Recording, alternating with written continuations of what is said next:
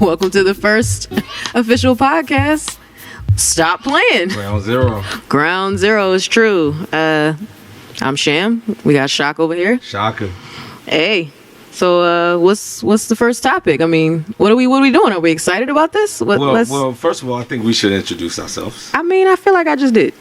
Oh, you said your name. My name's Sham. Okay. So, and you know what?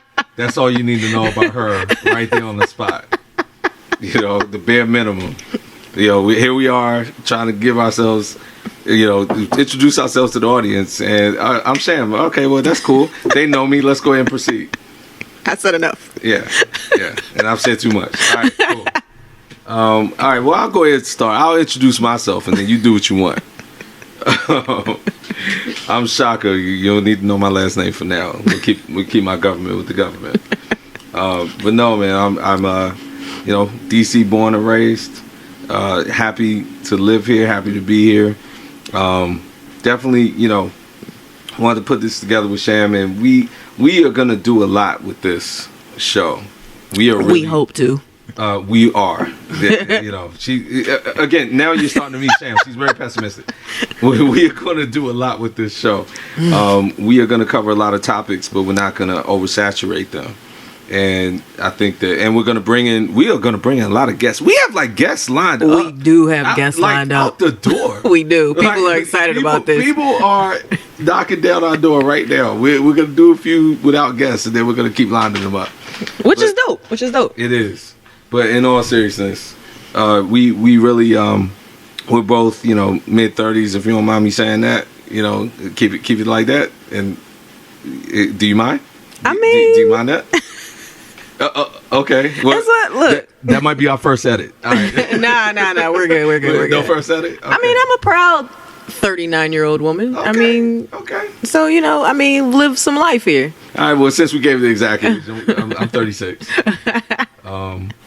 But intelligent, young, black entrepreneurs. But we don't have any kind of barriers right now in terms of our audience, in terms of who we bring on. We're gonna bring on everybody. We have guests out the door. I'm excited about it. And topics that literally we have a file cabinet of topics virtually next to our table. Virtual file cabinet. I'll stop the mental Rolodex. Yeah, exactly. So that's you'll get to know more about the both of us as we continue talking. But I think Sham might want to add a little something. Can the people know you? I mean, I feel like people will know me as this goes on. Like, what did you say? You're DC born and raised? Okay, yes. I'm DC born, Maryland raised. From a little suburb in the Baltimore metro area. DMV is definitely in the house. And so, yeah, I mean, I don't know. People will discover things about me as we go along. Actually, people are going to discover a few things about me as we talk about one of our first topics. Not our first topic, but one of our first topics. But they'll definitely get a little taste of my background because I have a little connection to one of the big, tangentially, I guess. Yeah, see, I like to use big words too. So get your Google out, get your dictionary out. I don't play. That's something we share. Yeah. Anyway, so Sham, you're not going to say anything else about yourself. I mean, what else is there to say? Let's just get into this. Yeah, let's not even get to minutia alert. Okay, no problem. All right. Well, listen, we can go ahead and start with sports, or we can go ahead and start with some of our other, round robin topics, and then really bear down with sports because that's really our big thing. Yeah, definitely. That's gonna be taking up a lot of our time. Do you have anything you want strongly to lead with? I mean, we have a couple of things we both want to lead with, or not lead with, but we both feel strongly about.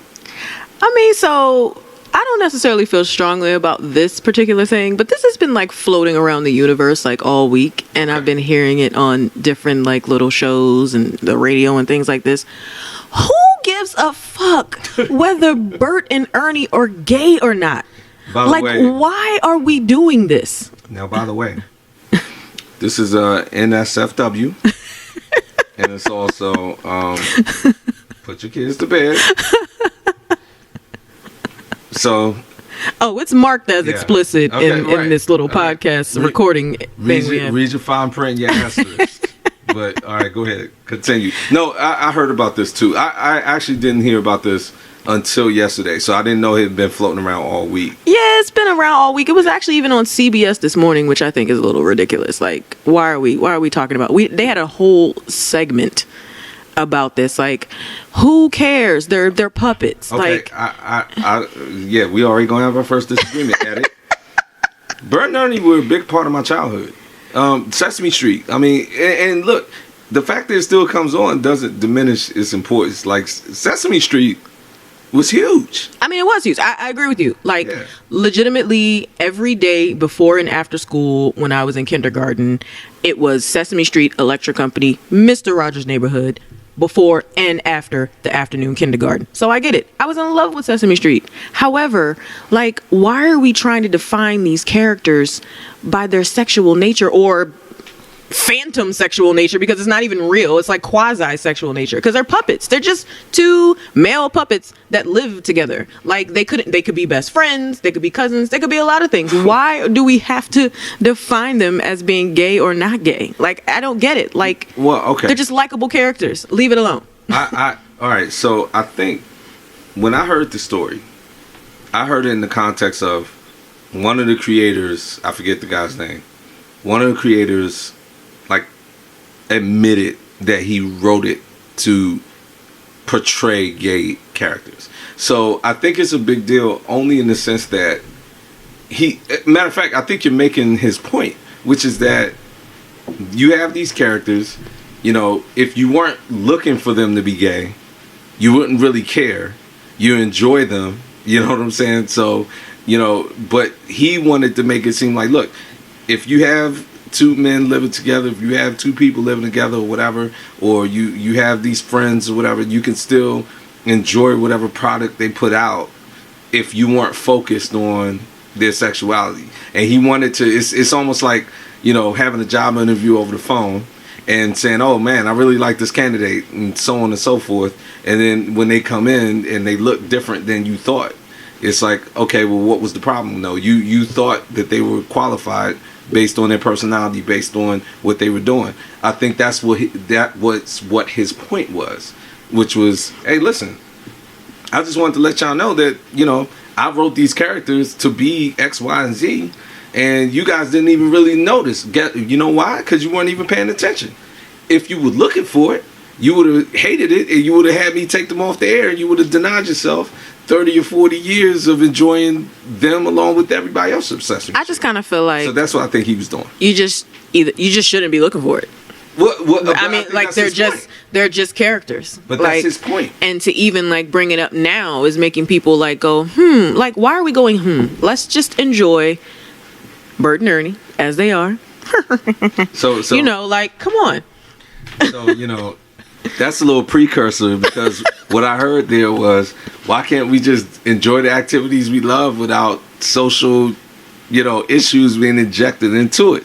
And you know, with that, here we go. You always drawing conclusions. Hey, listen, I didn't even say all that. We can do that later, but my point is that's exactly, I guess. I just think it's preposterous to have these conversations about puppets on Sesame. Let's just let the kids enjoy. And hey, you know, on the flip side of that, maybe there are some children that feel like that would make that would give them some comfort if Bert and Ernie were gay. I don't know, but all I know is I wasn't even thinking about that stuff. All I was just doing was watching Sesame Street and being entertained. And you know what's funny though? You don't think about something, but the second he says it, it's like right in your face. But yeah, it's like okay, like if you give it 1 second of thought, it makes all the sense in the whole world.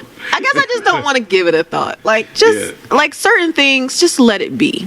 And that's just kind of how I feel about that. Like, I mean, I'm done with this. I don't have to say much more about this. That's a good one. But like that. It's just been on my mind. Like, on your mind. I hear it. Well, I pulled up something else that was on your mind. This is slightly more serious, you know, but it's we can kind of loop a couple things, and then I can get my little stuff out the way, I think. You know, we had talked about Julie Chen, Les Moonves, CBS, Me Too. Yeah. I'll let you start off with that. I mean, for those of you who don't know who Julie Chen is, I can't imagine that you wouldn't after like hearing about this for the past few weeks. She was on the talk show, The Talk. She's the beautiful, well-spoken, educated, wonderful Asian lady that's on the panel. And honestly, I didn't even know that she was married to him until a lot of this came out, because she never used that name. That's right. Until a recent episode of Big Brother, she signed off as Julie Chen Moonves. Well, I was hoping you were going to say that, or excuse me, that you were going to say that, and I didn't mean to interrupt. She's also the hostess of Big Brother. Of Big Brother, exactly. And I think that's where a lot of people would probably know her if they don't watch the talk, because she had that show, or she had that gig first. But she was on the talk since its inception, when that show started. But I think the talk started. Well, after, probably. You're right. But for those of us, and especially women between the ages of 0 and 100. Probably watch shows like The Talk if we're not at work, or we might record them. However, but and she's married to Les Moonves, who apparently has had all these sexual assault allegations, and obviously that's a thing that's happening now a lot with executives. I just kind of felt like... You mean them getting called out? Getting called out for it, exactly. For things that happened many moons ago. In a lot of these cases. I don't know that I've heard that any of these things are happening in this moment, right now. But I feel like people are being... I think the expiration date was Harvey Weinstein story. Yeah. But I think they were doing it the day before that came out. Before that. Right. Yeah. I just... She was very public about coming out and saying, she's in full support of her husband and this stuff. And, she's left The Talk and has said that she's leaving to focus on her child and her family at this time. She fully supports her husband, yada, yada, yada, Stayed yada, on yada. Big Brother, though. Stayed on Big Brother. Money out. But both of those are CBS shows. Yeah. But no, is she staying on Big Brother? I'm saying right here. At this moment, she is. It's until fall 2019. She's contract. Hey, money out. Right. So I guess I kind of feel like, what are we doing? Are we giving up what's important to us because we feel like we need to stand by our husband's side because he's no longer at CBS? We being women? We being me and Julie. I'm saying we being Julie Chen. Oh, okay. Okay, go ahead. We being she and me. Okay. Maybe. I don't know. I'm trying to get in her head. Okay. Because it sounds like, I'm quitting my job, both jobs, essentially, because my husband is no longer at CBS. Under the guise of, I need to stand by my man and take care of my family. Well, maybe the new boss ain't gonna be as nice as the old. I don't know. I just kind of feel like... I don't know how her annual review goes with the new boss as opposed to the old one. But when these things happen, I kind of feel like the fall guy is always the wife. Well, yeah, but I think this is a very unique situation. Well, no, because it happened to the woman who, she was married to Harvey Weinstein, Georgina. She's on Project Runway. I think I know you. She's the founder of Marquesa, the fashion line. Gorgeous woman, Georgina Chapman. Okay. I think that's her last name. Okay. It happened to her too. Her fashion has been known luxury for celebrities for years and years and years. She's one of those high-end fashion designers, very well respected, wonderful woman. But because of the Harvey Weinstein thing, a lot of what she had been doing had going on just started to suffer. Yeah. So I'm just okay. And I heard something recently. I'm not sure what show it was on. I was kind of getting dressed in the morning and one of those TV shows was on. And they were saying things for her are starting to finally move in a more positive direction. Mm-hmm. However, I just feel like you're attached to these men who are doing these things. And it's almost like everything that you have going on has to suffer too. And I think that's just kind of whack. I want one of these women to be like, you know what? This dude did this. I'm good. Let's roll. You know what I mean? Yeah. I think, again... I think in general you're correct. I think that the specific situation with Julie Chen is that she works at the job, and he was the boss.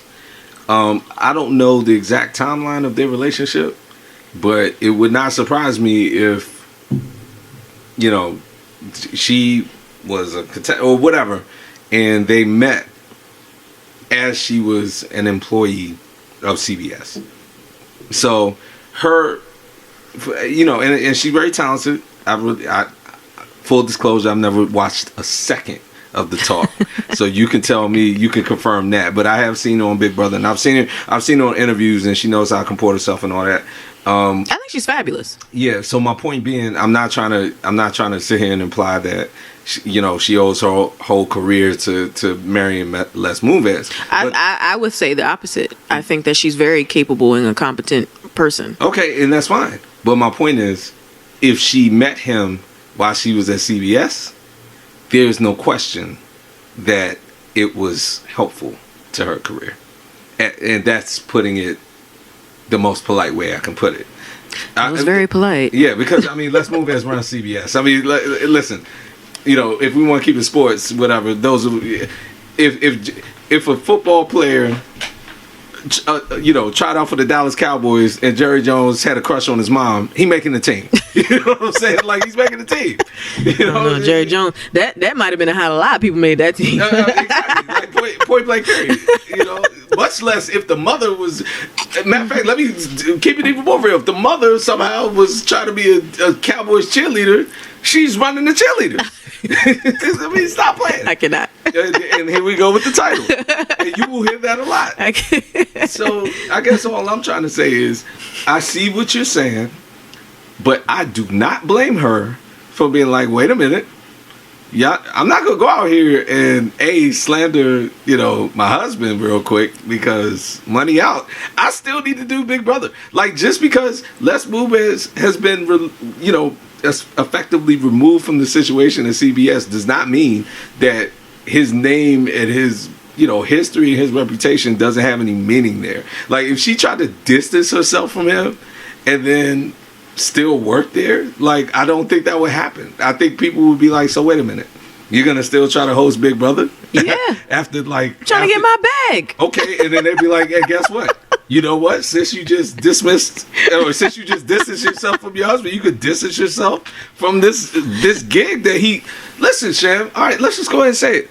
Is she the hostess of Big Brother if she's not married to Les Moonves? I don't know the timeline. Let me check the timeline. Maybe I got my stuff wrong. And then, if not that, the talk was way after that. The talk did not start until what? The Big Brother started in the aughts. The talk started in the 90s? No, the aughts, like the 2000. The zeros. Yeah, the zeros. The talk definitely started, sometime in the teens, or the whatever. I don't know what the 10 to 18 is. 2010. 2010. Okay, boom. October 18, 2010. Okay. And what about Big Brother? Let me go ahead and cross-reference that. All right.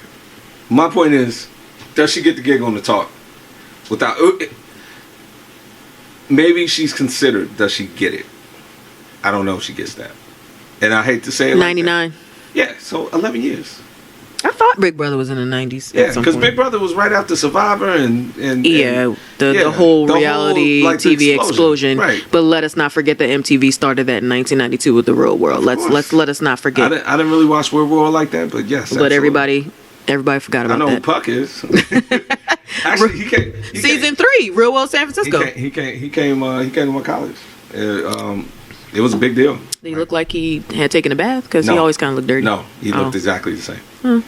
But, true to his personality. Yeah, and he was true to his personality too. He was playing that up.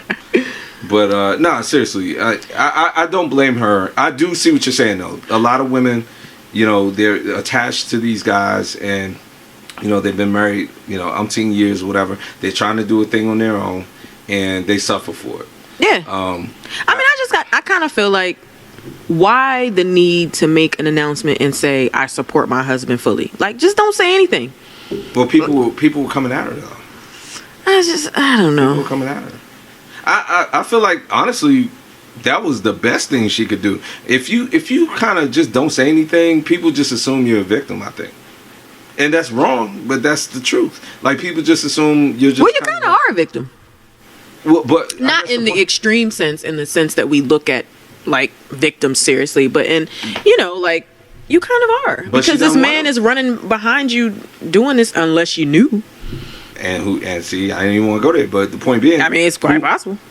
Who know? I guess the point is she doesn't want to be a victim. She doesn't. She wants to take control of it. That's right. Control her own narrative. She wants to keep. I love that. That's the buzzword. I mean, the narrative. I say that a lot.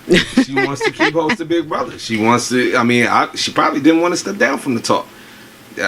She cried. I mean, on air. She was very emotional about it. It wasn't on air. It was videotaped. She had stopped showing up. She had stopped showing up. She wasn't even like on the show.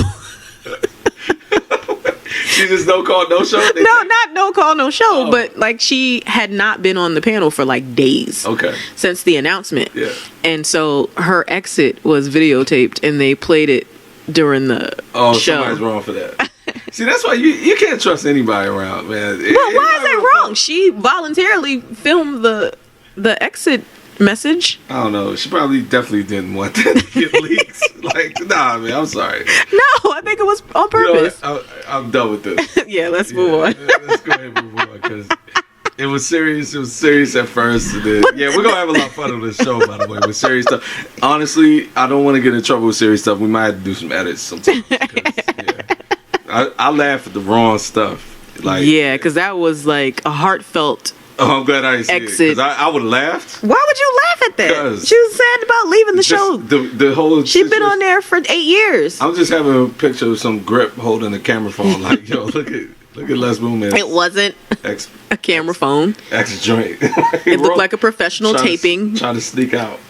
Maybe in the studio someplace when they weren't filming the talk.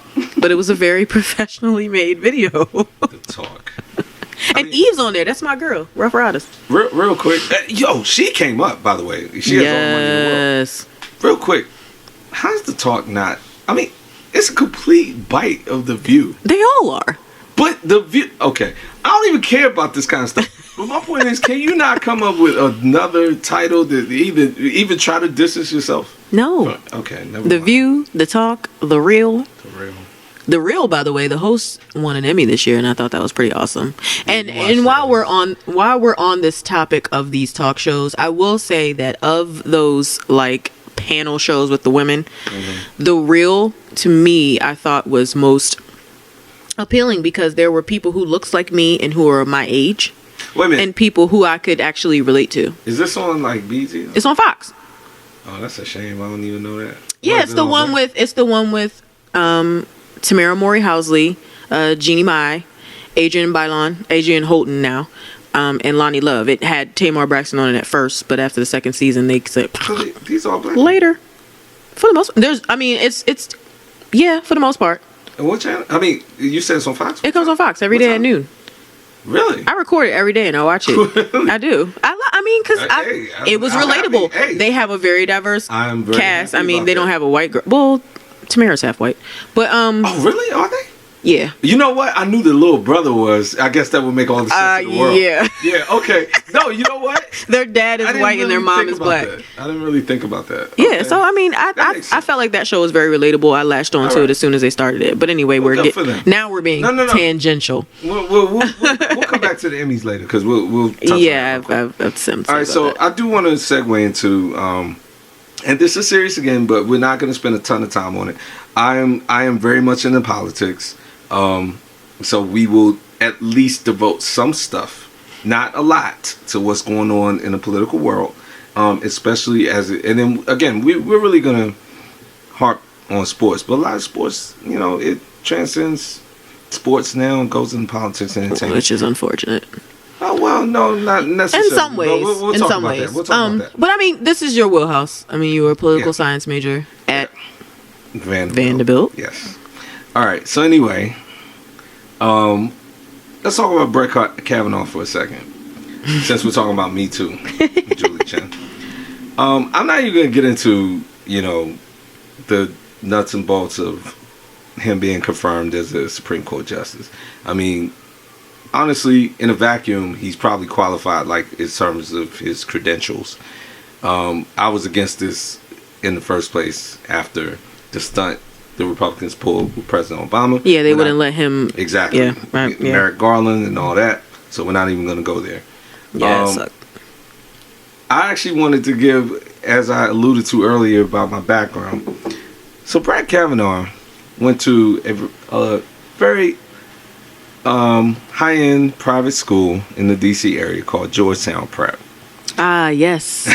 Off of Wisconsin Avenue. Yes, it is. It's in Bethesda, Maryland. Yeah, it sure is. He also made a couple of statements that a friend of mine actually called him out on, talking about how he grew up in a very, gun-riddled city. What? He was talking about D.C., but it was like, dude, you grew up in Bethesda. Like, stop.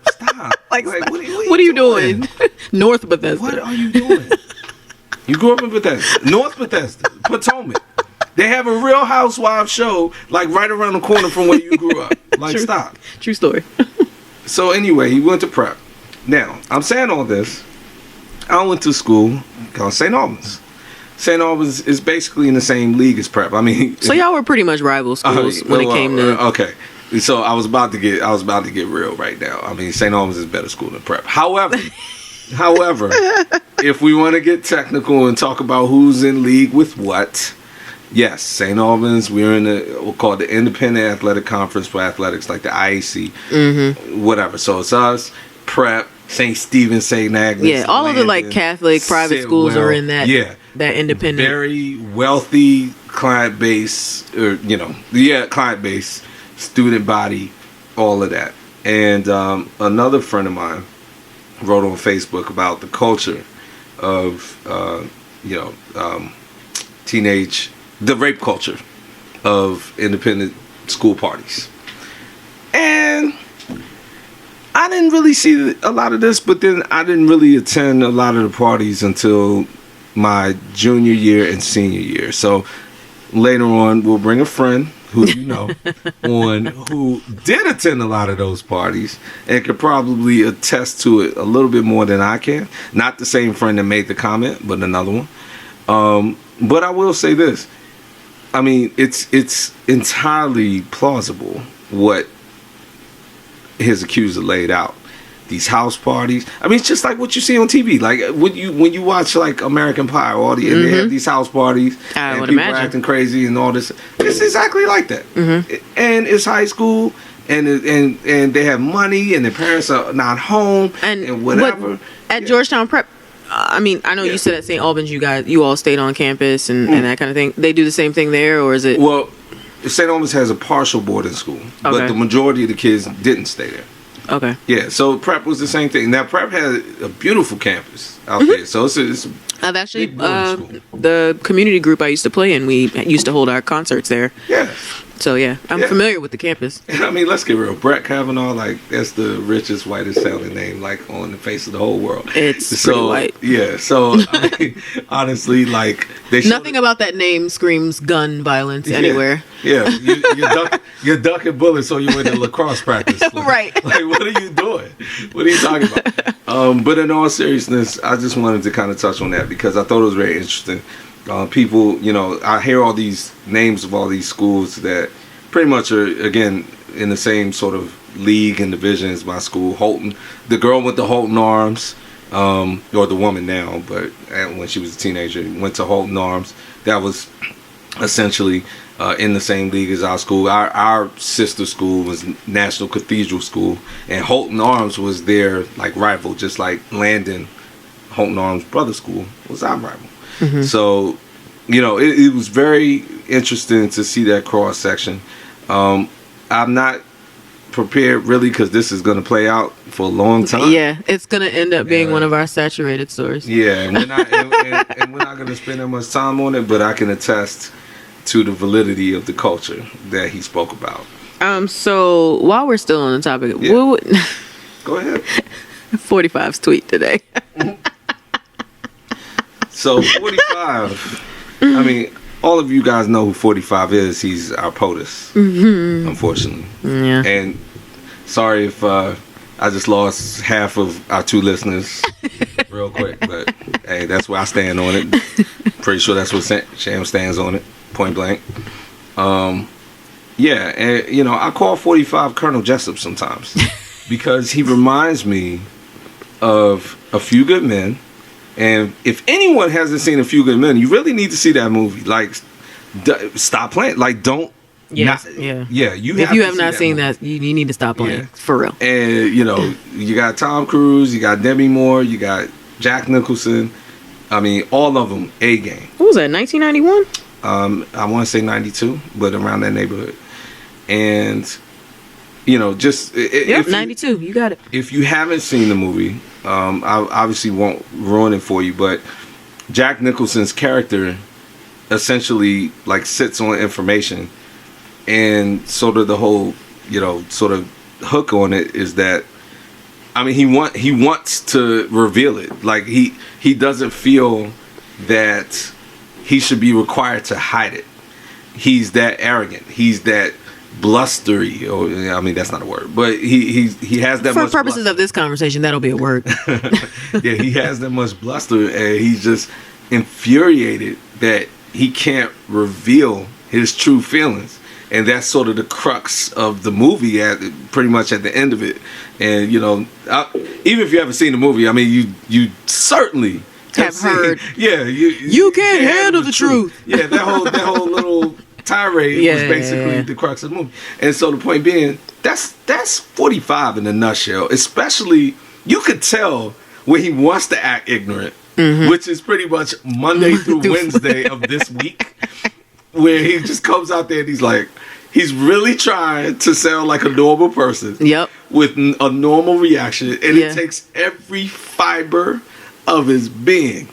And then I almost fell for it. I did. Oh no, I didn't. I did. I was like, oh, he actually sounds like a nice guy. Like he may actually have compassion for Miss Ford. You can tell look. Don't just listen to him. Look at him. I know. He squirms. I know. He's moving around. He's like, get this question away from me like as quick as possible. I'm gonna say like what I was told I'm supposed to say.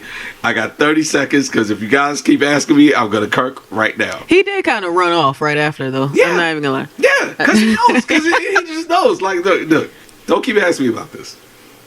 And then, sure enough, it never fails. Day 4, overnight to day 5, he woke up like, I'm done with this. I'm done with this. I'm done with this chick. She's a liar. She's a bitch. Whatever you want. I'm surprised he didn't start cussing or the text, because he cannot. It's like, look, man. I think she's been lying the whole time. And guess what? I'm gonna say it. And guess what? I'm the president. Like, shut up. Like, he's wanted to say that since Monday. He's wanted to say that since Monday. And it's one of those things, like, he got it out, and I bet you he took the deepest breath in the whole world after he sent that tweet. Like, oh my God. Thank God. Thank God. Glad I got that out. I'm glad I got that out. 'Cause, I mean, the bitch is lying. Like, you know what I'm saying? Like, that's really what he wanted to say. Like, the bitch is lying. Like, he wants to say that. Like, he's like, the bitch is lying. And it's just like, this is what we're dealing with. And honestly, people get mad. And, you know, I watch the news and all that. People get mad. It is sad, and it makes me very upset. But the fact of the matter is, until tangible action can be taken, all I have to do is laugh, because the dude is a clown. And so when I see his mannerisms, and my friend and I come out, we've been watching, my roommate. Yeah, y'all are in it. And like, we were just like, yo. I feel like wake me when some action is being taken, because I'm like, he wants to blow. Mount 45 wants to blow. Like, usually he just excuse me, I'm sorry. Mount 45 wants to blow. And yeah, I don't see how people aren't into this. Like, politics is sport. It really is. Sports are now politics. Politics is now sports. I'm so sorry. What's wrong with me? You need to drink a little more of that rum. Rum. Shan, what you talking about? This is a family show. I drink water. But we said curse words. Water. Family show where we say fucking bitch. Got you. Provided by Bacardi and Captain Morgan. We aren't being paid for this yet. However, if you guys are listening, or if anyone is listening, we will do this for an astonishingly low fee right now. Look, all I gotta say is, holler at us. Diageo, wherever you are. I've been sipping on this bottle of Oban 14 the whole time. So, Nice. folks at Diageo, I would love for you to be a sponsor. Nice. See, I pour another glass. See, I go for the low-hanging fruit. You go for the crazy stuff. Or, What? not crazy How's stuff. that Not crazy. crazy? I'm sorry. Fancy stuff. Okay, so since we're gonna reveal things about me, I love single malt Scotch whiskey, and right. since we're here now, If you guys are gonna swipe right, you better get your facts straight. And then right. none of that blended stuff, just single malts. So Can they swipe right? there's no swiping. I'm not on any dating apps. Oh man. Sorry, fellas. But anyway, so as Shaka playfully mentioned earlier, before we even started recording, apparently I'm fancy because I want to drink my single malt Scotch in an actual glass instead of a cup. Anytime you have to get an apparatus to even get your liquor out of its container, much less you bring some fancy liquor glass when we have cups all over the place here. Fortunately, this is a audio only podcast right now. We're not even going to talk about our surroundings, which is my home. But and we can edit that. But yeah, We're not editing any of this. It's not for video right now. It's a work in progress. It's like this podcast. The home will progress as the podcast does. Yes. Oh, and speaking of not for video right now, so I want to just give a shout out to my homie Ronald Ward. He stopped through where I worked the other night, and he was saying he just got a camera and he's really excited to start recording things, and he volunteered to come through and kind of video us. Yeah, so that's way down the line. I know, Tell but him we appreciate it. We appreciate his effort. Actually, he'll hear it. He can come and video like the setup, and we will severely edit that.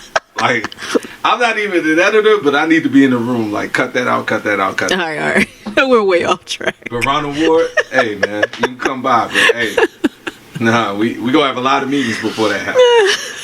Anyway, let's circle back. Yeah, I'm done with politics for the day. Emmys, give me a quick rundown. You watched them, I did not. I really wanted you to. So your boy didn't win. I have a friend, and you know what? After this recording, I will hit him up so I can let him know I said his name. Brandon Dixon. And it's not like he's an unknown. He is very well known. Also known as Terry Silver on Power. Also known as Judas in Jesus Christ Superstar. Also known as, he was actually in Hamilton as Aaron Burr. So he's done a lot. He's done a lot. Actually, some of you may remember when President 45, whatever, was elected.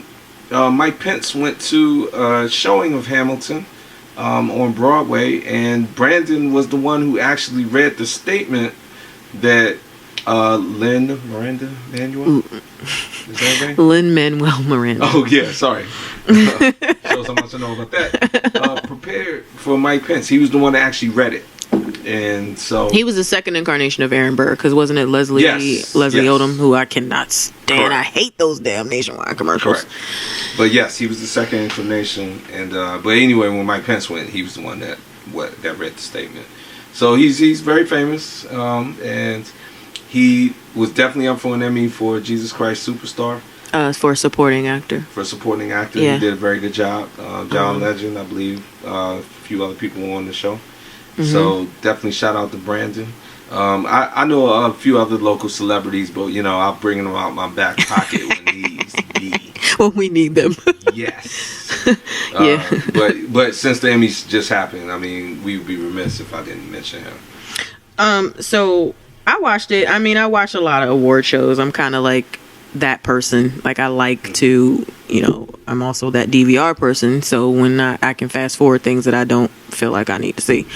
I thought having Colin Jost and Michael Che host it was awesome. I like the way they play off of each other. Yep. That was great. Regina, chemistry is important when you're hosting a show. absolutely. I guess for us it's important as well. Regina King won her 3rd Emmy. Who I've always loved. Regina King is awesome. She's just awesome, right? Yeah, she won twice for American Crime, back to back. I feel like she's gonna in 20 years be the next Angela Bassett, where she's like she ain't going nowhere. I hope so. Yeah. Honestly, and then so she also won again for 7 Pounds, a series on Netflix that I have not actually watched. Is that based off the movie? Not 7 Pounds, 7 seconds. I'm so sorry. I meant to say 7 seconds. Nah. Yeah, you had me for a second. You're right. Obviously, neither one of us have watched this series, but everybody keeps telling me I need to. I added it to my Netflix list. Okay. So that was great. So the funniest thing to me, the best thing to me about the Emmys this year was they did the skit where they talked about Emmy reparations. Shows that should have gotten Emmys but did not. So there was this scene where 2 guys are discussing, how The Wire never got an Emmy, and then they're just going on and on and on, and they're like, Breaking Bad got all these Emmys, and who's the guy that's like the star of Breaking Bad? Bryan Cranston. Bryan Cranston got like 6 Emmys. How did The Wire never get an Emmy? Meanwhile, Bryan Cranston is sitting at the next table. Nice. And he's just sitting there like, really? Because guess what? Wire greater than sign Breaking Bad.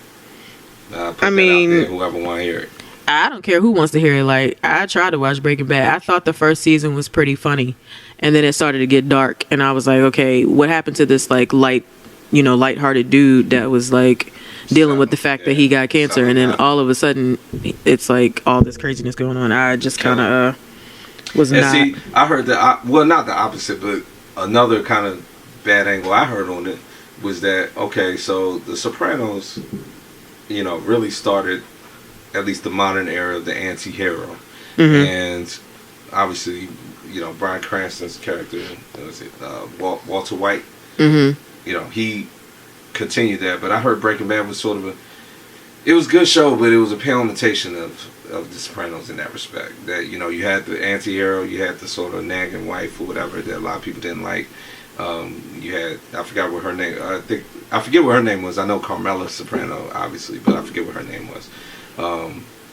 And so it was just like all these parallels that just wasn't as good. But I need to watch it, so I'm not gonna make a judgment until I watch it. But that being said, The Wire is one of the only shows that I put on par with The Sopranos. And now Game of Thrones, I guess. Which we'll talk. We'll get to that. We'll get to that. That'll be like a whole episode. Hey, we're talking about the Emmys right now. Yeah, but Game of Thrones won Best Drama. They did. Of course it did. They took honestly though, this was a reputation win for this season. Yeah, and they had the Creative Arts Emmys like the week before, and they won like 8 or 10 of those. It was like a ridiculous. They went home a lot. The big winner that night. There were 2 big winners that night though. That I'm sure these shows you've never watched. The Handmaid's Tale, which is a Hulu original. I have heard of. It's the girl from Mad Men, right? January Jones? No, the main character. She was on Mad Men. She was the. I didn't watch Mad Men either. Oh, okay. She was the second. I tried to watch like a couple episodes. And then the other show it's an Amazon show, which I don't watch, but it is written, created, and directed by Amy Sherman Palladino, who was the creator and writer of my favorite show of all time, Gilmore Girls. Oh my goodness. And I always felt that that show never got the credit that it should have gotten. Well, let me ask you this. And I feel like obviously got some credit because didn't they bring it back? Well, I mean, it's one of those. It didn't get the Hollywood credit, the Emmys, the Golden Globe. It didn't get that credit. I mean, the fans were the ones that brought it back because seasons, and we're definitely getting off track, but seasons 1 through 6 were written by Amy Sherman Palladino and her husband Daniel Palladino, and then they had a contract dispute in between like 6 and 7. So with WB. And then so they left before season 7. For all you youngsters, WB was before CW. Right. Just, it was WB and UPN, and they combined to make the CW. That's right. So when they were doing that and they were combining, because the last season was on the CW. Yeah. they walked off the show that they created. And one of the guys... That's never good. One of the guys who I think was behind like Melrose Place, I forget his name. Damn. Which was an excellent show. Yeah, let's not even go back to... Yeah, let's not do that. He took over for the last season, and you could tell just as a viewer that season was not congruent with the rest of them. So congruent. Big word alert. Math rocks. Yeah. So it wasn't the same. So that's why it came back, and it was on Netflix, called A Day in the Life. So it was 4 seasons, and it was one long show. Because we're off topic, we're talking about something else. But so that's why it came back, because the fans were like, the 7th season was not. Is it still on right now? Gilmore Girls? Yeah. No, it's over. It's over. Because I was about to say, I felt like it came back like last year. It came back last year, just for that Netflix. So they just did like. They just wrapped it up. They just wrapped it. Oh. Okay. Yeah. Because they felt like that 7th season wasn't the season that it should have been. Real quick, and this will be talked about in a lot more detail a lot later. Deadwood is coming back, and it will be wrapped up in a movie, and I will be watching it, and we will be talking about it. Let's just hope it doesn't end up like Entourage. Let's hope, because way to completely rain on that little parade of like comment. I had to. So but let's go ahead and move on. Okay, going back to the Emmy reparations, Yeah. they gave an award to Jimmy Walker for Good Times, and of course, Michael Che's like, I want to hear it. Like, what word are you gonna say? He was like, this is dynastic. He didn't do dynamite, which everybody wanted. They handed one to Tashina Arnold for her roles in Martin and Everybody Hates Chris. And they also gave one to Kadeem Hardison for... Dwayne Wayne? Dwayne, yes. There's no question. Dwayne Wayne is one of my favorite characters in the history of television. For basically making like millions of guys who probably never wanted... Black men, I should say, who probably never want to go to college. Let me tell you something. Dwayne Wayne was one of the first people that made me think that I could get a girl that looked good. Because he started out like not even being looked at. Yeah. First, Denise was carrying him. Then curbed him so many times. Yes. Then Whitley was carrying him, and then at the end he bagged him. And he ended up with what was the Japanese chick? Kinu. Yeah. Yes. Yeah, Whitley ended up called her Kikukulu. She changed her name like 25 times. She was alright too. But in both, he was balling. Both of those instances, he was out kicking his coverage. A win for the nerdy dudes. I don't know about that, man. He was getting his things together. He already was starting to get like little scholarship offers and little internships. He was already like that guy. He met her when he was tutoring her. Well, he went to Japan. He met Kikiku for the internship in Japan. He's basically like Nintendo, so like he did. Yeah, he was great. So they saw Buddy was coming. Yeah, it's true. It's true. Buddy was coming. But like he was always the gifted one from day one of the show. Real quick before we get to the sports, because I know we need to wrap up, or not wrap up, but get to the sports. I completely disagree with Jimmy. What's the name? J.J. Evans getting an Emmy. Yeah. I completely. There are so many other black characters they could have given one to. I know a lot. It was. He's like. I'm gonna keep it 100. I know a lot of people like Good Times, and look, I can watch. There's so many other black shows I'd rather watch than Good Times. I'm gonna just go ahead and put it out there, but that's another conversation for another day. Pam, okay, I'm with that. I mean, I don't know. Can they give one to Tommy? I mean, the man is dead. Like, maybe give one to him. But fine. We're not giving out posthumous reparations. Okay. And yeah, Kadeem Hardison. Yeah, no question. Oh yeah. That is the most deserving. My final thought about the Emmys is that when they did the in memoriam section, it was underscored by the fabulous vocal stylings of Aretha Franklin. Oh, that was good. It was beautifully done. Of course. That's they went through a list of everyone that passed since the last Emmys. I had no idea that Thad Mumford, while we're talking about a different world, I had no idea that Thad Mumford, one of the writers and directors of A Different World, passed away. And not only that, he lived in Silver Spring and passed in Silver Spring under the care of under the care of a relative. So he was a writer? Mm-hmm. Oh, well, if he wrote... He was behind the very beginnings of A Different World. If he wrote A Different World, then he contributed beautiful art to this He world. did. He did. That was one of the best shows on TV. And he's a local dude. I didn't know that. He was born here and spent his last days here. I mean, our area just kicks out. We do kick out some greatness. Yeah. You're right. Especially in the entertainment world. Yeah. You know, we'll talk more about that too. No, okay. Well, you know, see, I don't need to watch Emmys because, you know, you watch it. So I skipped over a lot, but you know. And you know what? How long was it? 3 hours. There you go. You skipped over a lot that I didn't need to see. You gave me all the cliff notes right there. Yeah. Yeah, I'm good with that. I'm really good with that, actually. Any other entertainment news? Nothing. I mean, so guys, listen. Guys and ladies, listen. Sham, and you know, I'll let her stop me when I'm lying. Sham likes what we call trash TV. She likes Real Housewives. She likes Love and Hip Hop. She likes. I don't judge those shows. We both. Well, she likes Power. I watch it only because Brandon was on it. Looks like his character's dead. Spoiler alert. Your fault if you haven't seen it by now. It was like 2 weeks ago. Yeah. But you know, so she likes a little trash TV. So she keeps up with the. I like a lot of trash TV. Let's keep it all the way real. I affectionately refer to myself as a Bravo TV whore. Bravo. Because I mean, there's some good shows on Bravo. You know, like what, Celebrity Marriage Counseling or whatever. Yeah, I don't know. I think you just made that up. I mean, I guarantee you it'll be a show on the phone. Like, if it hasn't been thought of, so the one person who's listening to this podcast will take it up and take it to Bravo Studios and we'll get in advance. But not everything on Bravo is terrible. I mean, first of all, I don't think anything on Bravo that I watch is terrible, because if it was terrible, I wouldn't watch it. I understand.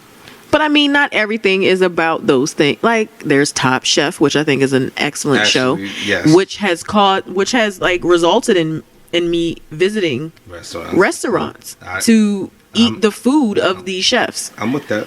So, and then I learn a thing or two about how to spice up my meals every now and then. So I feel like that's a good show to watch. I'm with that. But I watch every Real Housewife franchise there is, and I know everything about them. So I'm with that. I'm with it. So, is there any celebrity gossip? Listen, we're on minute 52. We said we would keep this thing in an hour, but we're not, because the first one we got to come in hot. Then after that, we'll tighten it up. But any celebrity gossip before we get to the sports, because we got a lot of sports to cover. I mean, I guess the big thing this week has been the whole Cat Williams thing. Yeah. Yes. Kevin Hart came on the Breakfast Club this morning and kind of just like he went did. ham. Nuked him, in my opinion. I wouldn't say nuked. It was nuke adjacent. Okay.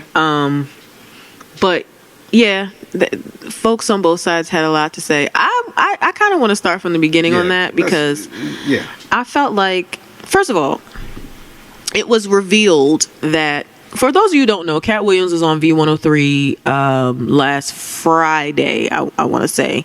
And where's that station? Atlanta? In Atlanta. Yeah.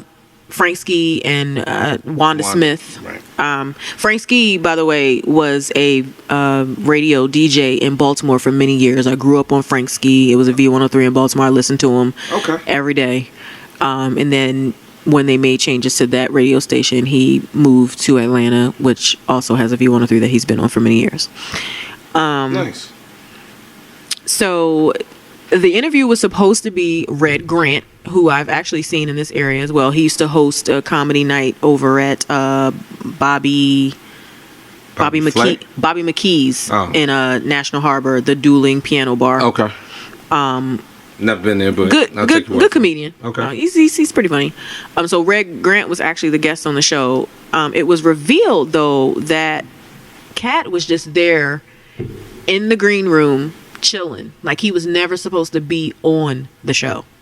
Okay, I think I heard. Yeah, it was revealed later because of the aftermath of the roasting that happened on Friday. Okay. Wanda was kind of fanning out and wanted Cat to be on the show, and he was like, no, I'm chilling, whatever, because it was about Red Grant's appearance at a comedy club in Atlanta. Okay. So the first thing I'm thinking is, if the dude is telling you 5, 12, 20 times he don't want to be on the show, just chill.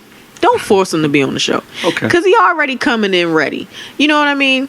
Ready to do. I'm gonna hold my thought, but I'm just saying, ready to do what? Just hold your thought, because go ahead. I don't think you're thinking he was ready for something. I don't think he was as ready until certain things happened. All right. So with the focus needing to be on Red Grant, they didn't really do that. So they kind of put all the focus on Cat Williams. And Cat said some things about Tiffany Haddish. She said some things about Kevin Hart. He said some things about Gerard Carmichael, Lil Rel, which I thought were kind of funny, because I don't think those are dudes that I would walk up to in the middle of the street and find attractive either. That's neither here nor there. But don't look at me like that. I'm looking away from you. Don't look away from me. So that you can't say I interrupted you or let you finish your point. Because I'm over here like Colonel Jessup, ready to burst. I know, you ready. You ready to Kirk out. Yes. So he said those things, and no comments were actually made. They kind of just went with it, just kept it light. I mean, Wanda Smith was like, yeah, but, you know, she was funny, and, you know, we need... And he's like, yeah, but she didn't write anything. All she did was star in the film. I mean... You know, everyone that has to do the Cat Williams voice, I promise, when it comes my turn, I will not even try to do it. His voice irritates me. She didn't even write it. I mean, you know, all that stuff. So, you know, and that was a little tense, but everybody just kind of let it go. The real thing to me was when they started talking about, you know, because Cat has like 10 kids. He adopted all these children. He was talking about the meals that he has to make to satisfy 10 kids with different taste palettes, blah, blah, blah. And then he said, oh, Wanda, what do you like to cook? And she said, oh, my son's like, I do a good broccoli that my son's like. And he was like, broccoli? Anybody can make broccoli. Mm-hmm. So that's just kind of where it like spiraled, because she was very offended by the fact that he said that to her. And then she started calling him little mama, told him he needed to do something with his hair. And that's when the roasted started. Correct. So the following Monday, which I previously said that it was real that he never was supposed to be on the show. Okay. She went on this tirade about how, I don't know what I ever did to him. I can't believe he came at me like that. It just seemed like the entire show, he just wanted to come for me. And I just don't know. And I appreciate Frank Ski, because he was like, look, y'all are two comedians who are roasting each other. I agree. Like, you know. I agree with that. And she was all, you didn't try to stop it. You know, this is my place of business. You're supposed to support me. He's like, I'm not supporting nothing. Y'all were playing the Joneses and you were losing. I'm not supposed to grab your back just because you're losing. Point blank and period. Thank you, Frank Ski, because that's what it was. Because there have been various episodes of that same radio show where she has roasted people being a comedian and have been on the other side. And I'm hearing, you know, some of my friends on Facebook were saying that there were episodes where she and Faison Love went in on Cat Williams.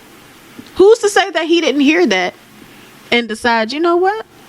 Since that's how y'all feel about me, this is what I'm going to show you. Okay. So fast forward to today. Mm-hmm. Well, not even fast forward to today, because let's go back to the Emmys. Significant. Let's go back to the Emmys, where Cat Williams and Tiffany Haddish both won an Emmy this year for their guest starring roles. Hers for Saturday Night Live and his for Atlanta, which Charlamagne the God pointed out that he did not write, but Donald Glover said he gave Cat Williams like the creative license to do what he does. Correct. And they saw each other. He apologized. She would not reveal what he said, but it was cool. It was whatever. I mean, she said sort of she kind of imitated him, and then yeah. But she wouldn't go into detail about what he said. But in her mind, he's one of the greats. She's a fan. She was just kind of feeling like, you know, he may have been going something. Yeah. Maybe going through something. And then Kevin Hart kind of was like, you know, you kicked my sister's ball over the fence. Now I got to get it back, blah, blah, blah. And he kind of went on his rant. Yeah, he did. He did. And if you want to call it nuke adjacent, then I'm cool with that. Because He pulled all the receipts for you. He pulled some receipts. He pulled some receipts out there. Like, I was like, God, yikes. Yeah, he did. So yeah, I kind of felt bad for Cat in that moment. I didn't. I mean, anything else to add before and listen, I'm not really disagreeing with anything you're saying. I'm just coming at it from a different way. Well, yeah, because you're looking at it from the things that he said about those. Yeah. Listen, honestly, I don't even really care about anything that happened with him and Wanda. She jumped in a Jones session, she lost. And he cooked her. Cool, end the story. What you didn't bring up, and I mean, we have to bring up, I mean, he cooked her so hard. I mean, her husband went and pulled a piece on him. Yeah. Like, really? That's I feel like you were itching to say it yourself. Well, I didn't really care about that. Like, I mean, I just feel like it shouldn't be left unsaid. Like, yeah, he hurt your feelings so hard that, like, your husband had to be like, damn it, willing to kill this man over that. Like, listen, he was cooking her. If I was married to her, I'd be looking like, damn, what did I marry? Something could get cooked like this. But okay, look, let's take that. The hate that Cat Williams displayed on that show was disgraceful. I mean, Kevin Hart really, I don't even really like Kevin Hart. I don't dislike him. I respect him. I think, he works hard. He's basically, like, every time you go to the movies to see a movie, you see a preview of a movie Kevin Hart about to be in. So it's like, okay. He's definitely on his grind. He is grinding. He's balling. Go get it. I've seen his, not all his stand-ups, but I've seen, the couple, the big one, and a couple, and yeah, I mean, he's funny. I'm not like jumping to see a Kevin Hart movie, but go get it. So, and there's some stuff he does, it's like, man, all right, calm down, but whatever. Orangutan. Right. So I'm not even going to be out here like, oh man, Kevin Hart, like, man, he really got him, but he got him. He got him. I mean, he came, and see, the thing I liked about it was he was not really playing. Like, he was not playing at all. He was upset. He was, and it was hype. like, and I get it because I get what he's saying. Like, I could get with him. Cat Williams, like, what are you doing, dog? You know what? If you just had a comeback and just lived your life, I would be mad at people bringing up your stuff. Mm-hmm. I would be mad. I would be like, yo, leave Cat Williams alone. Cat Williams is real funny. He went through some problems and this and that, and let him live. You decide one of your big first moves, or not first moves, but one of your big moves, you're going to come on the show. I don't care if he felt like being there or not. Just because you don't feel like being there, or just because somebody convinced you to get on the show, you are in your natural state. Because I saw the video. See, listening to it is one thing. Mm-hmm. He was so smug and so self-satisfied, and he was sitting back in his chair, just drinking his drink. And they're laughing when he's like, hating on all these people, and he's like loving it, and he's giving this little pauses. It was kind of funny. Look, some of it was funny. Look, I'm not saying he was funny. Because if I'm honest, I don't think Tiffany Haddish is funny, and that's fine because she doesn't have to be my cup of tea. Just like Kevin Hart is not yours. I think she's okay, but she certainly, and he has facts wrong. All the way. So then it's like, okay, dude, because even I knew, like, the second he said, well, she don't got a special, I'm like, yes, she does. Yeah, she does. It's like, what are you talking about? Now, married to the white guy was like, wow, I didn't know that. And she wasn't. Then she wasn't, right? And so it was like, what are you talking about?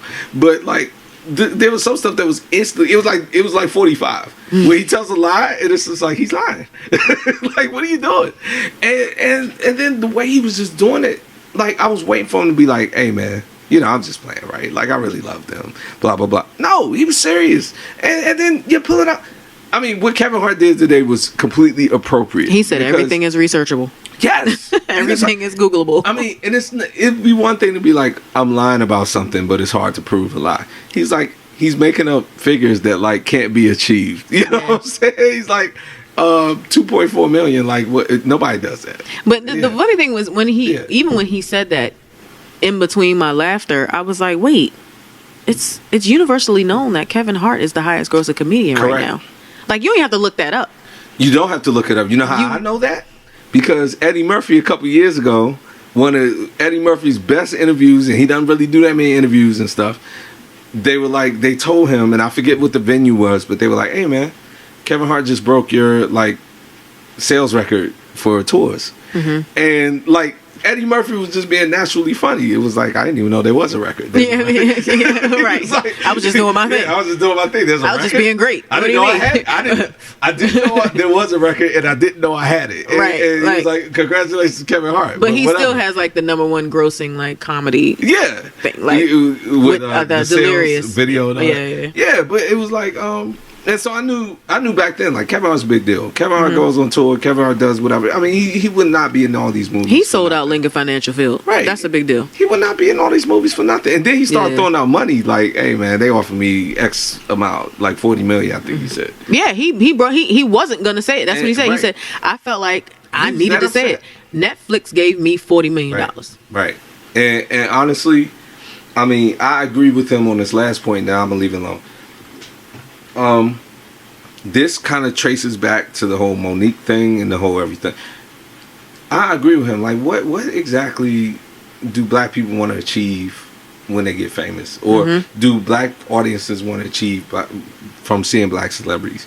Because it seems like we want to see, we want to see black people make it. But the second they do it, you tear them down. You tear them down for no reason. Yep. If you don't rock with Kevin Hart, if you don't rock with, Tiffany Haddish, be like me. If I don't rock with Kevin Hart that hard, I don't say anything. I just say I respect him and let him keep it moving. Keep it moving. Yep. Stop playing.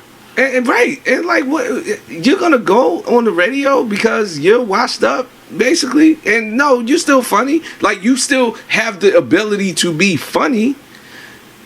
Congratulations on your Emmy, but guess what?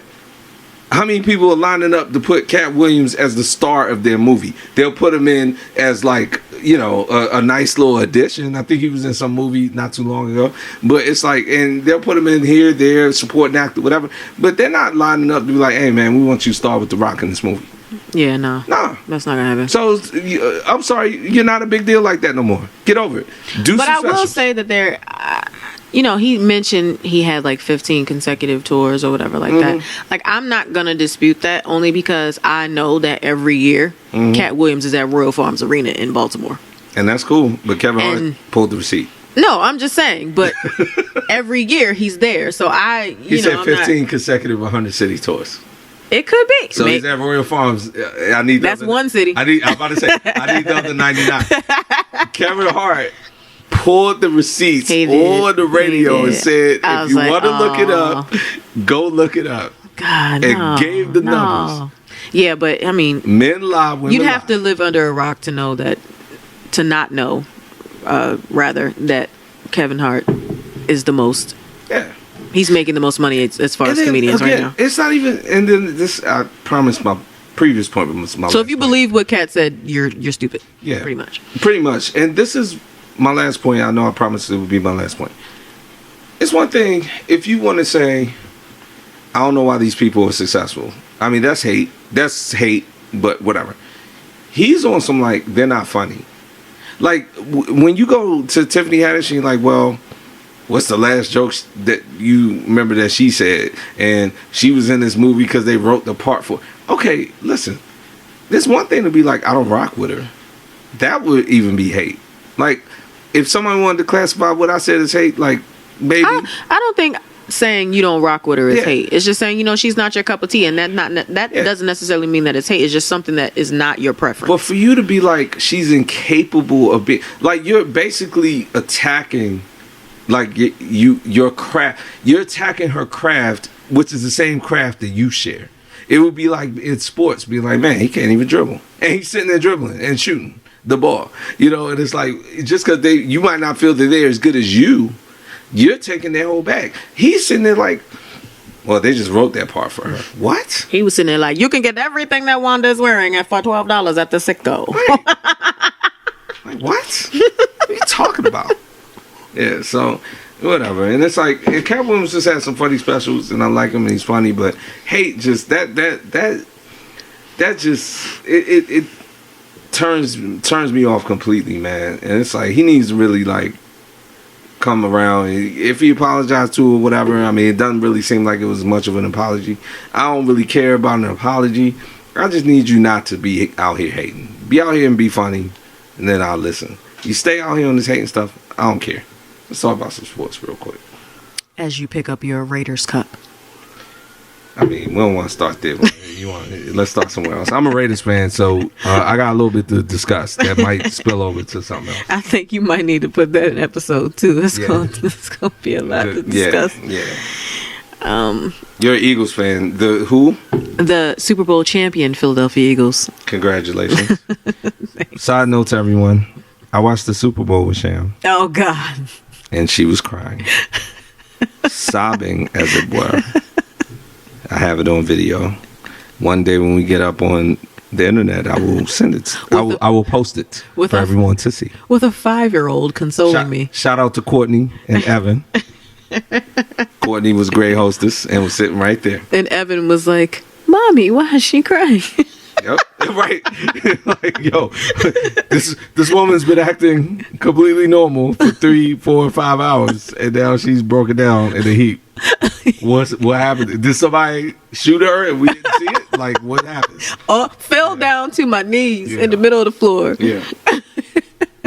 It was very funny. You're right. I forgot I even said that. Yeah, it's whatever. You know what? I feel like crying is one of those things that everybody should do.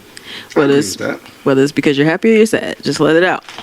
But that was a great night. Mm-hmm. It was a long time. I've been an Eagles fan now for since I was 12 years old. So yeah, it was 26 years at the time. Yes, it was a long time. Yeah. So I was excited. Obviously. How you guys doing? So let's talk some NFL. We'll our sports will be NFL for today. Let's talk with the Eagles. How you guys looking? You guys okay? We're looking mediocre right now, which is what I expected. Carson Wentz back. Yeah, forced back. They're rushing that. Like, my fear is that this is going to be one of those RG3 situations. Like, the only reason why Wentz is coming back this week is because we lost last week. Yep. Let's just put it on out there. Like, if we beat the Tampa Bay Bucks last week, Carson Wentz would still be rehabbing or not cleared to play or whatever they want to call it. He'd still be on the IR or whatever. But because of that one loss, now everybody's panicking and they're like, "Oh, we need to make Carson start," which I think is a big mistake. He was slated to start October. Should have just left it at that. 2 more games, maybe start him game 5. But back 2 games early. Yeah, it's too much. I mean, we're getting the Foles that we got before we made the run. This is the same Foles. You're getting the Foles that you got the first time. Well, the first Foles we got was 27-2, so that's not even. Well, but 27 touchdowns, 2 interceptions. Right, but then and 7 TDs in 1 game. That's the first Foles we got against the Raiders, by the way. Shout out to the Raiders on that one too. His jersey's hanging in the can. Shout out to the Raiders on that one, but continue. That jersey's right up there in the Hall of Fame. Yeah. But yeah, I don't know. You know, I ride for my team as long as you've known me. Mm-hmm. So I'm just going to stick in there with them. But I just think this is a dumb move. And look, you know I hate Fletcher Cox. I mean, I want to talk a little bit about Fletcher Cox. Not that much. We're not going to talk that much about him because I don't want to kirk out. But this guy talking about he's been disrespected.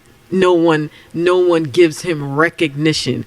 Every game I watch on TV, the announcers are talking about how great Fletcher Cox is, how he is the soul of the defense. He's one of the best defensive tackles in the league. He's this, he's that. I'm going to keep it 100. Besides Malcolm Jenkins, Fletcher Cox is the only person I know on the Eagles like defense. And that's not to say that's disgraceful on my part, but point being, Fletcher Cox is good. Yeah, I knew who he was. Yeah, and you used to always say to me, who you think is the best defensive player in your team?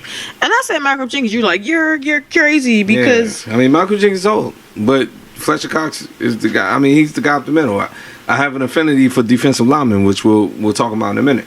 But Fletcher Cox, hey, look, the only thing I'm gonna say about him is you can't feel worse about Fletcher Cox than whatever homeboys name is in North Carolina who's suing him for taking his woman, taking his wife. I haven't actually looked. I've been looking into that. Looking into that in a while. That case still going on. That case still open. I feel like he would have settled by now. It's a law. It's a law. Point blank. Period. You can't interfere in a man's marriage. So just so y'all know, hey, sorry, Fletcher. Sorry, to put your business out there, but it is on Google. I mean, y'all can Google it. Yeah. And you're lying. You do know other people on the defense of the Eagles. Who? You know, Haloti Ngata. You know. Ngata. Wow. You know. Nada. Michael. It's Ngata. It's not Nada. Keep going. You know Michael Bennett. Oh yeah, from Seattle. You know. Okay. Well, I forgot he had gone there. Okay. You know Chris Long. Oh yeah, Howie's son. Yes. So who is he married to a black woman or something? Because why is he like so woke with us? No, he just mad woke. He ain't married to a black woman. I feel like he but he's not. Somebody, he not. He married to a white lady. Something going on. Okay, all right. So I felt like something was going on because I was like, hey man, my man is woke. But anyway, real quick, Fletcher Cox. Hey man, stop dipping your toe in another man's swimming pool, or you will get sued in North Carolina. They don't play. Stop. And them tweets or texts, oh, he was all about it. He was. I was like, ew. I was trying to get you preggo. Gross. Okay, cool. He's not. He's so not. Fletcher Cox funny to me, man. He's not. All right, that's my Fletcher Cox. He's not. Hey, Fletcher Cox, please don't come beat me up, man. I just read the story. He don't even look like he could fight. Whatever. He looks corny. Well, I certainly can't take him. So if Fletcher Cox came through this door right now and be like, what you say about me? I'll be like, nothing. Let's go ahead and edit this. Can you tell I don't like him? Yes, because you're saying nonsense. He look like he can't fight. Fletcher Cox will completely crush me and a rack of people. Yeah. So you know what, Fletcher? I'll take the whole thing back. We gonna take this segment out. Well, no, it's our first show, so we can't do it. No, we're not editing nothing. Yeah, I'm willing to go. I'm willing to double negative and all. We're not editing nothing. I'm willing to go to the mat on this one. But maybe down the line you might hear about it. I'll apologize to you for our first show for that. But yeah, Eagles 10-6. I mean, it won't be hard to win this division. Sure won't. It won't. Hey man, we will, as you know, have a little stream of NFC East guests on this show.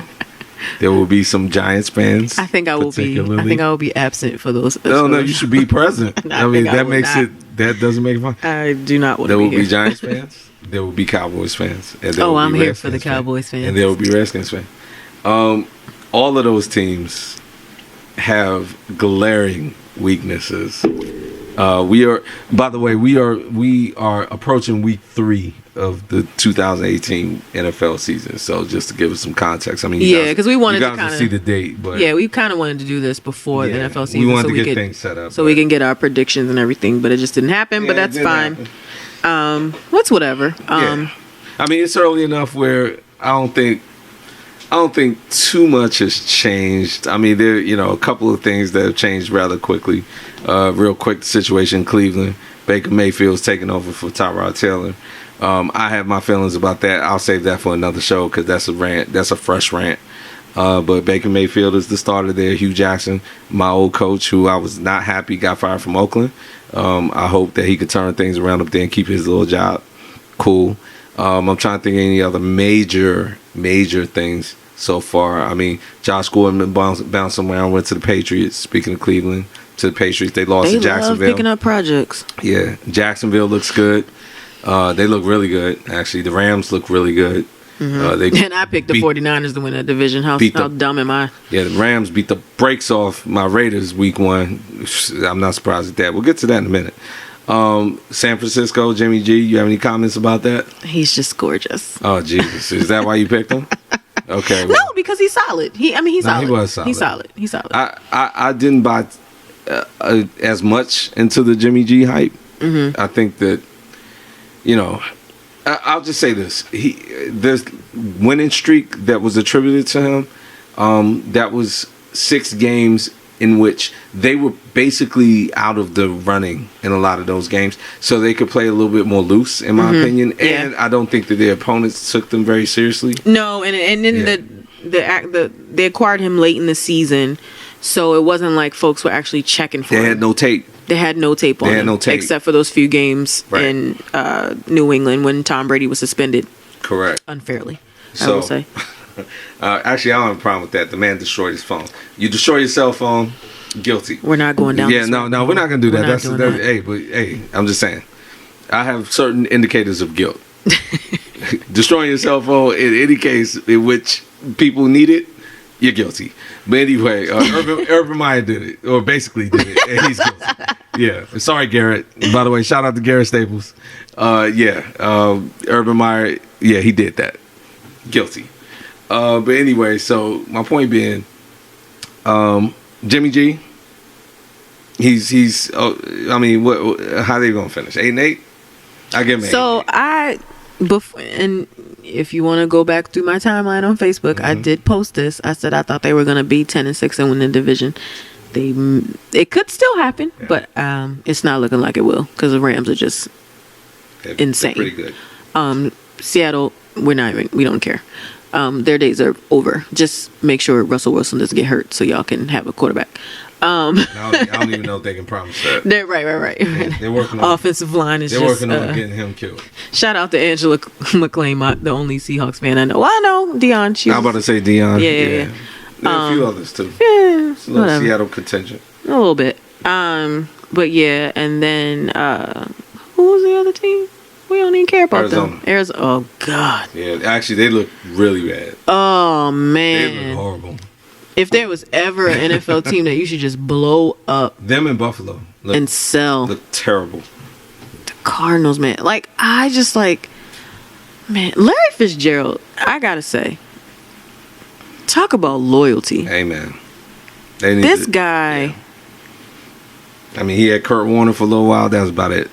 Carson Palmer, maybe like a year and a half of good Carson Palmer. I know about that. Again, Raiders fan. Yeah. As a Raiders fan,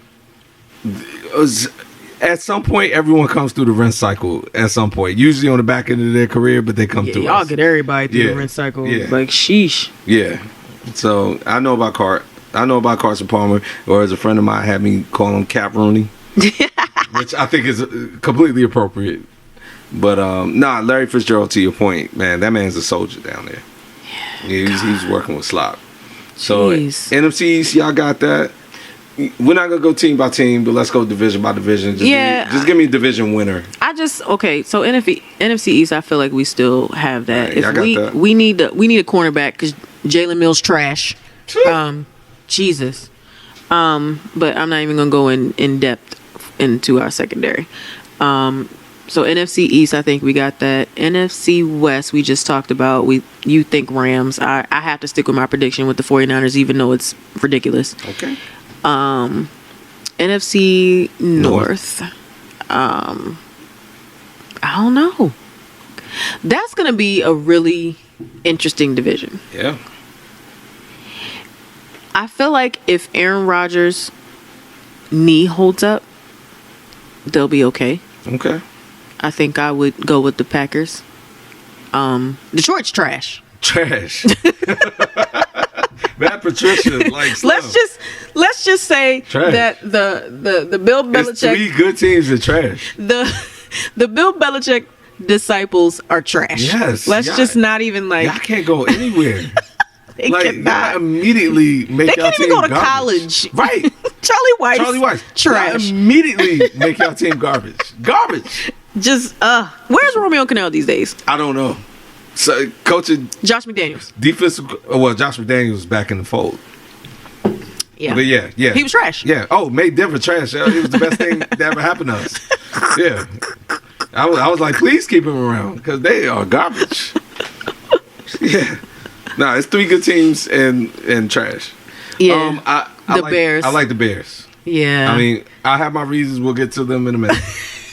But anyway, keep going if you have any additional thoughts. And I'm not. No, I don't have any additional thoughts. I mean, the Vikings look great. Shout out to my girl Heidi because she's the only Vikings fan I know. Oh, lies, Corey Terrell. He's also a Vikings fan. I know 2 Vikings fans. Just shout out to Chris Greer. He's a Bears fan. He's a Bears fan, usual. And I've been talking to him lately. Yeah. I won't even go there with the Bears because I see your face right now. Your head's hung down. It's and hung pretty low, man. I'm just gonna move on. Yeah. And Leave that to me. NFC South, it's hard to look at the Buccaneers right now and not think that they're going to be awesome. So, but here's the thing about that. That's going way off. What are they going to do about that quarterback situation? I feel like that's going way off. It will. I mean, now you can't bring crab legs back while he's hell no, crab legs. I hate you.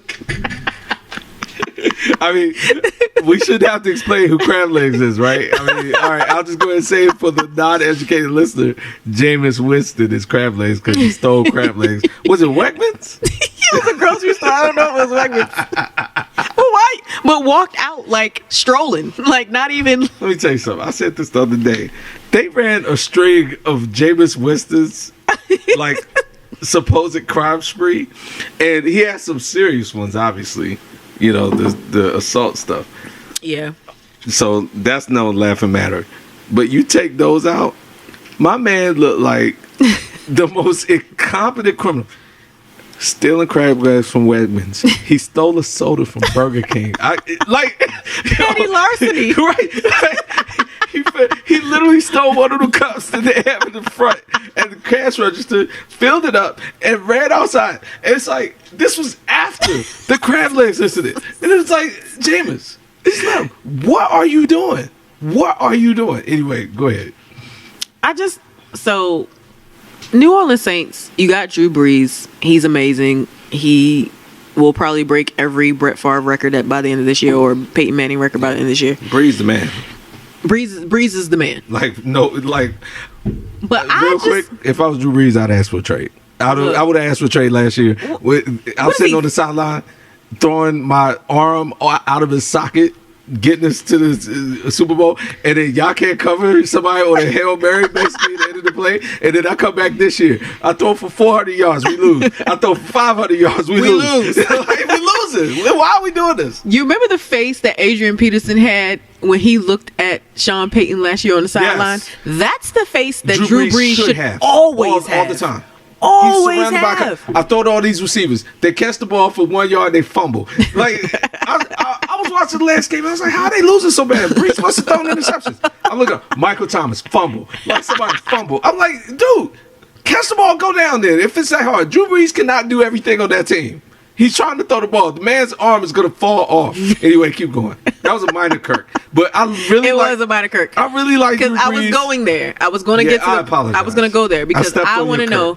No, I'm not even going to Kirk because I don't even really care. I really like Brees. But I do. I have lots of respect for Brees. I feel like he's been kind of crapped on since the beginning. Yeah, he's a soldier. Like when he was in San Diego, they were like, "Oh, we got Phillip Rivers now. You know, F you Brees later." Yeah. And then Brees becomes like amazing, and you're still with Phillip Rivers, and you can't win a playoff game. Yeah. Although Rivers is good. I mean, he's great. Even though I hate him. But you can't win a playoff game in San Diego. Yeah.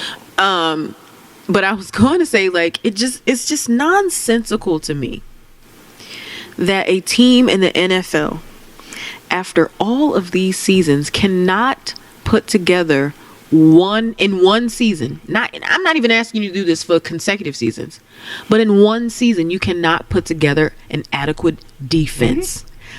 Mm-hmm. They thought they had one too. That's the sad part. They thought they had one last year until all that happened. How? They did because up until that game, they actually statistically have been doing a little bit better. And so they thought they had one. Shout out to Dennis Allen, our former coach. I'm telling y'all, everything ties back to the Raiders. We got so many shout outs in this league. It's not even funny. The whole episode 2 gonna have to be on the Raiders. Shout out to Dennis Allen with his pencil behind his ear, looking dirty as hell, not knowing the hell he doing. Anyway, keep going. But I mean, that's just my only thing with the Saints. It's like ever since and they had to have a bounty to even have a decent defense when they did have one. But ever since Bountygate, it's like they don't want to defend anyone. Mm-hmm. I just don't get it. Like, what are we doing? What are we doing? So Atlanta, I don't have much to say about Atlanta. I just kind of I don't understand that team. They have a ton of talent, man. I don't understand that team. They have a ton of talent. Like on paper.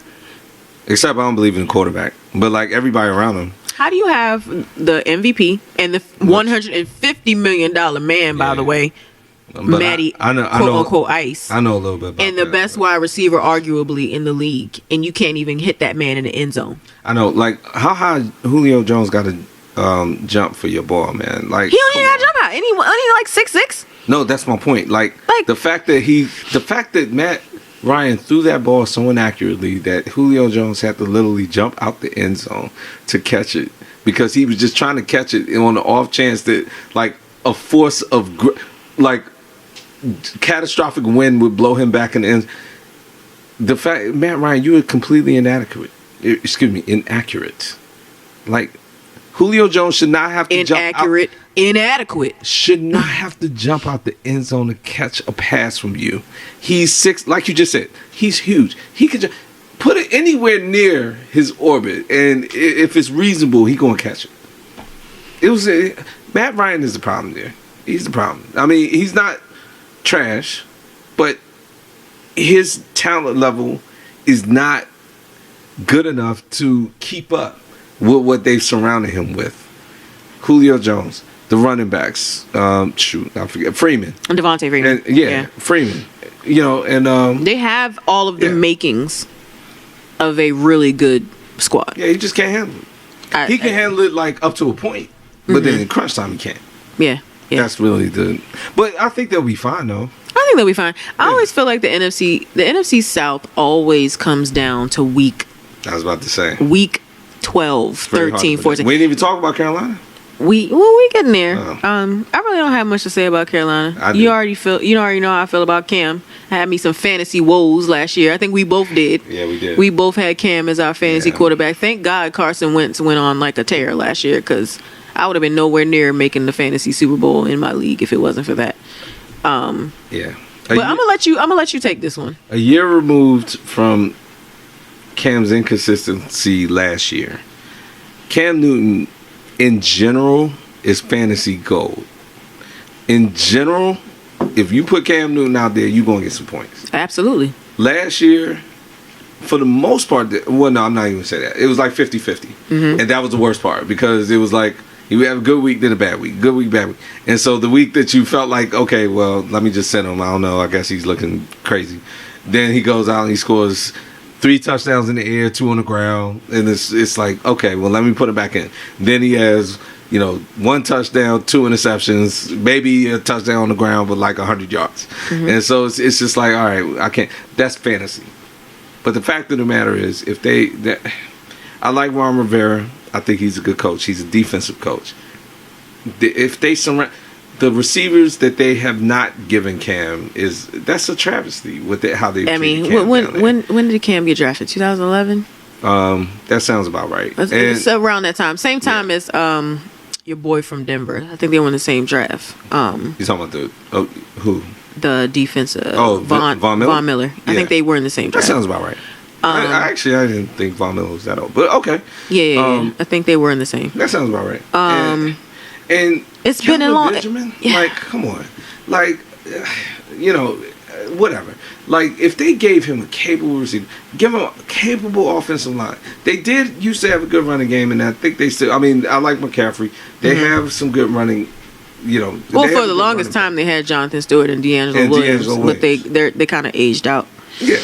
But their line was trash. And some of that was on Cam because he didn't know how to really kind of stay in the pocket a lot of times when he should have. But a lot of that was on them. And Cam used to get sacked like it was him and Roethlisberger. Like way above everyone else. Oh, God. And then now Russell Wilson is up there. But my point is that Cam is, we're not going to talk about him off the field, but Cam is an excellent athlete.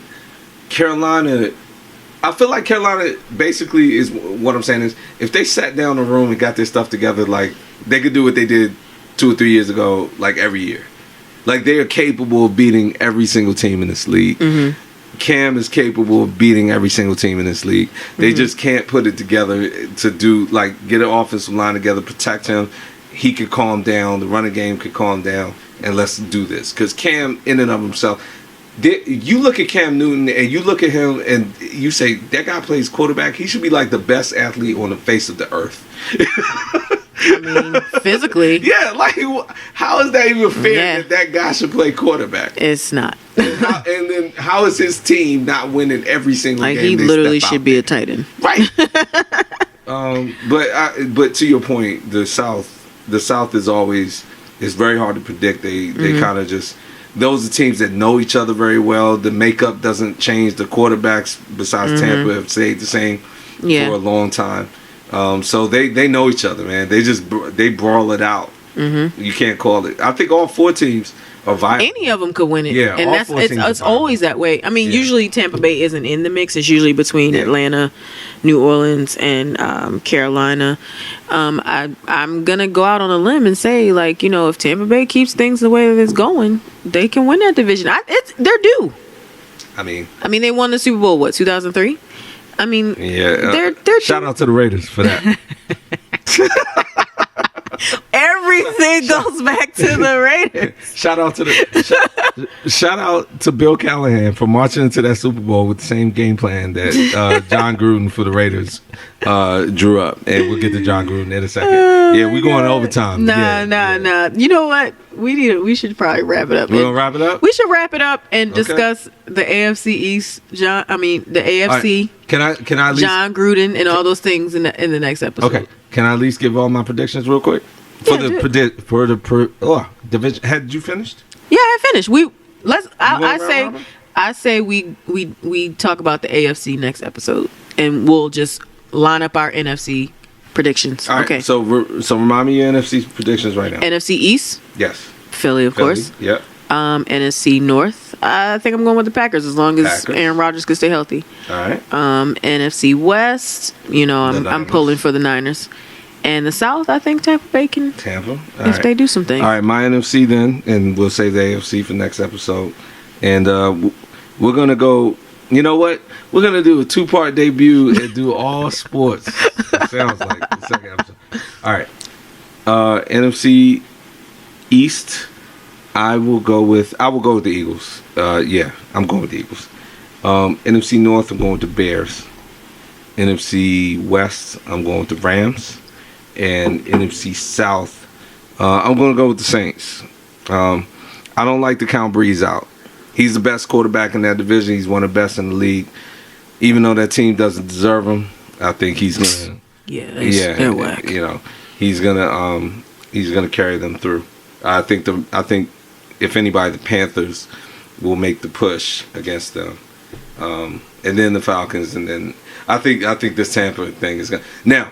The only thing I'll say about the Tampa thing real quick, though, regardless of what happens, Jameis Winston is the problem. People don't want to say it. Yeah. Ryan Fitzpatrick is not going to continue to do this. No, but they're going to have to find somebody else. Exactly. What he has proven is that you get the right quarterback in there. They have all... Deshaun Jackson has in the tank. He's happy. Mike Evans still has in the tank. Well, Although still he had a few drops. I mean, he always going to have a few drops. But point being, they could get behind the receivers, put the ball where it needs to be, they could score. Jameis wasn't doing that. Yeah. He was too busy fumbling the ball, doing whatever he was doing. You know, eating his wins on his hands, whatever that was. Remember that? Jameis, man, crab legs. Calm down. You and these crab legs. You about to lose your job. I feel like he should lose his job at least for this season. So AFC. So listen. We win a lot. Yeah, guys, thanks for staying with us. Yeah, this is our first podcast, first episode. We didn't want to go long, but we went long, and we're not going to edit this because this is raw. The first 2 are raw. We're going to go AFC next episode, and we're going to talk a little bit about some other stuff, but we're not going to go long on that. But Kirk Box City, anybody from DC knows what I'm talking about. You're gonna Kirk. Yeah, I say it on my Kirkin for episode 2, and we are ready to go. All right, so I don't have anything else. So how did this feel for you? Oh man, it was great. Yeah, natural feeling. Natural feeling. All right, so everybody, this is a Stop Playin Podcast. We'll see you next time. Time.